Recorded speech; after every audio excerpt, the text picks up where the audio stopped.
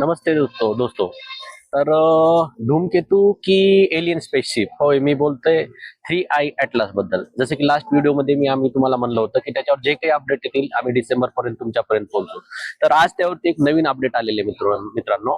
त्यापूर्वी आमच्या चॅनलला सबस्क्राईब करा, लाईक करा आणि तुमचा अभिप्राय आम्हाला कमेंटमध्ये कळवा. तर लेटेस्ट अपडेट हा आलेला आहे की हे जे 3I ॲटलास कॉमेट आहे हे त्याच दिशेतून येते जिथून 1977 साली आपल्याला वाव नावाचा WOW नावाचा एक रेडिओ सिग्नल किंवा सिग्नल आला होता, ज्याला की असं म्हणलं जातं एका प्रगत हे सिव्हिलायझेशन तो आपल्याला पाठवलेला होता.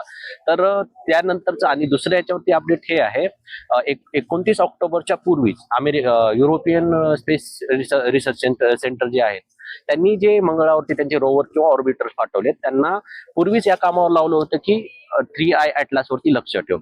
का तर तो डिस्टन्स होता 3 करोड किलोमीटर मंगळापासूनचा. आणि तिथून जे इमेजेस शेअर केलेले आहेत त्यांच्या ऑर्बिटरनं त्यामध्ये पण क्लिअरली दिसतंय की याच्यामध्ये खूप काही असे चेंजेस आलेले आहेत. जसं की हा जेव्हा सूर्याच्या जवळ गेला याच्या प्रकाशामध्ये एकदम जास्त प्रमाणात उत्सर्जन झालेलं दिसतंय आणि सोबतच याचा कलर जो की normally light green type shade मध्ये दिसत आहे. आणि सोबतच शास्त्रज्ञांनी आता यावरती पूर्वीपासून वॉच ठेवलेले शास्त्रज्ञ म्हणजे हार्वर्ड युनिव्हर्सिटीचे शास्त्रज्ञ एव्ही लोएबनं ऑलरेडीच यावरती सांगितलं होतं की हे साधारण कोमेट नाहीये किंवा धूमकेतू नाहीये आणि याच्यावरती क्लोजली वॉच करणं खूप गरजेचं आहे.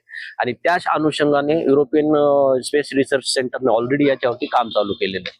आता आलेल्या अपडेटनुसार याचे जे पार्टिकल्स म्हणजे कुठलाही धूमकेतू सोबत प्रवास करताना साईडला त्याच्या ना ज्या एरिया म्हणजे ह्याच्यातून तो प्रवास केला त्याचे पूर्ण पार्टिकल सोबत सोबत फिरत येत असतात.